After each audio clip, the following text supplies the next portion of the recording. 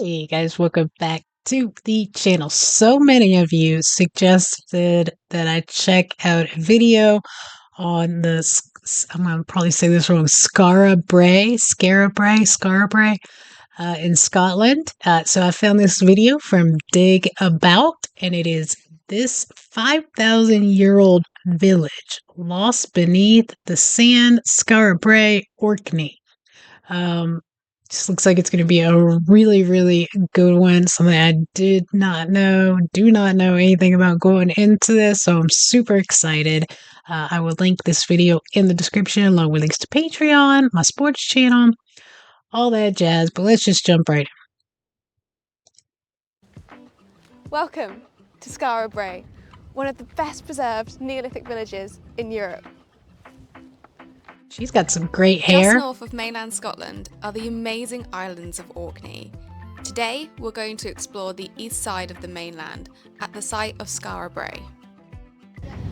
After a storm in the 1850s, this site became visible after coastal erosion and was then excavated for us to see today. Imagine the shock of the archaeologists when the radiocarbon dates revealed that the village was built around 3200 BC and was occupied until the end of the Neolithic around 2500 BC. This means that the village was hidden from everyone and everything for around.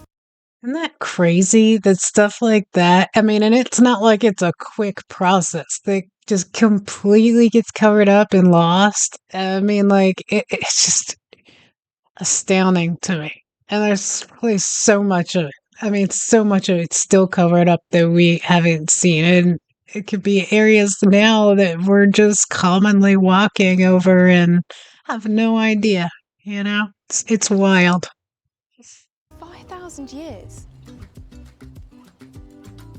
You may think, wow, another old home. Haven't we got loads of those already? Well, actually, we don't. We know they built homes. They needed somewhere to live. However, these are only temporary, and now all that remains are post holes and scattered traces of activity. But this isn't the case on Orkney. You see, even if they wanted to build wooden structures, they couldn't, as trees struggled to grow here due to the high wind speeds and salt water levels in the air. So unless they found loads of driftwood, the communities had to adapt. And what better source than the stones found on their doorstep? Smart. If you look closely, use what you got. You can even see the rounded edges of the stones from when they were tossed and turned by the moving tides. Their lack of organic material is excellent for us, as unlike those other structures, these survive, which gives us the rare opportunity to not only admire the architecture, but to go inside and see their interior design. What makes this site different is that these weren't just buildings, these were homes. Let me show you. So this is a replica of house number 7. Come with me, let's go explore. So the actual houses would have been lower, but they've been built higher because we're all tall now. We come through here. And then right through this passage. That's amazing.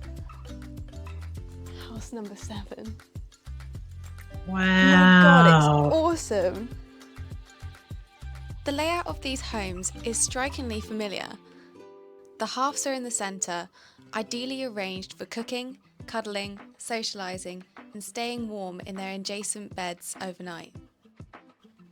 Each home had some form of storage shelves, but within this house, archaeologists discovered a grinding stone for barley and the remnants of a fridge. When filled with water, it would have preserved fish and meat for a longer duration. This is what's pretty cool. So inside here, you think, what is that? Could it be like a little shaft? Well, they don't know, they think it could have been a toilet. Oh. Like a glorified little restroom for the Neolithic. Right here, we even have some graffiti. We don't exactly know what it says or when it was written, but we think it could be from the Neolithic. Up here is a replica roof that has been built out of wood and hide. But now, after the digs at the Nesobrodga, we think that this actually is wrong, and instead it would have been a thin slate roof that they did find from excavations, but they had no idea what it was then. But now they think it could have been the roof. This house is just so technical. There's so many things that we can relate to as It's incredible how smart they were. I think, like, it's so easy to look back at that long ago and be like, oh, they didn't know anything. But like they were so much more skilled than we are, to be honest with you. I mean, they could hunt, they could forage, they could build these structures. There's so few people that still have these types of skills anymore. I mean, I come from West Virginia where there's a lot of hunting, and I think there's a people that still have some of these skills, and obviously there's a lot of countries where they have it. I think I don't know about you all, but I love watching those videos sometimes at night where it's somebody in a jungle somewhere that's building a full home structure, and I just watch it in amazement. I'll turn it on to try to go to sleep, and then I'll end up staying up and watching it.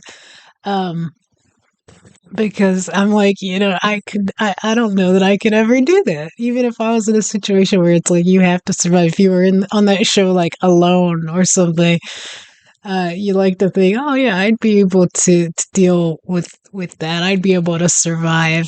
I think uh I've recently watched an episode of Good Hang with Amy Poehler that had Julia Louis-Dreyfus on it, and they were bonding over. They both like those types of survival shows, and they were talking about Alone. And Amy's like, I think I could do it for like a couple days. Julie's like, no, you wouldn't last one day, not one day. uh, I think I could deal with the isolation at least for a good while. I'm a pretty introverted person, anyways, but I think building a structure and doing the hunting would be my downfall. More probably even the hunting, just because I love animals so much, usually more than people. And that would just absolutely kill me. And I know I eat meat. I know I get it. Uh, but it's one thing to go to the grocery store and pick it up, and another to actually do the deed. Um, but just these people were not dumb by any means. Like they were so skilled and smart for what they needed to be smart with. And I just think it's so cool when you come across things like this and you can actually see how they lived and just how smart they were. modern people, but in the Neolithic. The storm revealed houses Beautiful one to area five too. in 1850s, but it wasn't until 1920s that archaeologist Jordan Child started his excavations finding and preserving houses 1 to 8, with later conservations finding houses 9 and 10. There are, in fact, 9 houses here, which are connected Wow. by a pathway across the site. But this one over here is actually an outhouse building. There is no evidence of people ever living here. Unlike the others, Structure 8 has no stone furniture or a hearth, suggesting it was probably used for storage of perhaps grain or even animals. And if you look over here, what we see is a midden. But what if I told you that their rubbish is our gold? As a result of years and years of these communities throwing their rubbish onto the same spot, a midden has formed. From the midden, when it was excavated, we were able to tell that they had a diverse diet here. They were farmers and fishermen with cattle, sheep, and barley found here. Excavations did some also drinking. found shards of grooved ware pottery, which as a style originated here in Orkney and spread across the British Isles, even making its way to Durrington Walls, a feasting site near Stonehenge. But what makes these shards even more significant is that they were found within the oldest dated layer of the site, making these amongst the oldest shards discovered. The first hands to shaped grooved-ware pottery may have belonged to this community. If they had known what legacy they were creating then, I wonder if they would have made it any different. The question in everyone's mind was, why was this site abandoned?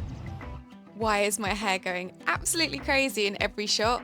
Well, the answer might be one and the same. By the close of 2500 BC, the climate had begun to change. It is small. That does make sense of why they built kind of into the ground to shield them from the wind and the elements there. Rising sea levels, stronger storms, and the relentless winds reshaped Orkney's landscape. Houses 9 and 10, lying at the edge of the village, bore the brunt of the sandstorms, so vulnerable that the extent of the damage prompted archaeologists to rebury them, protecting what little remained from future losses. Today, the sea presses against Skara Brae's doorstep, held back only by concrete walls.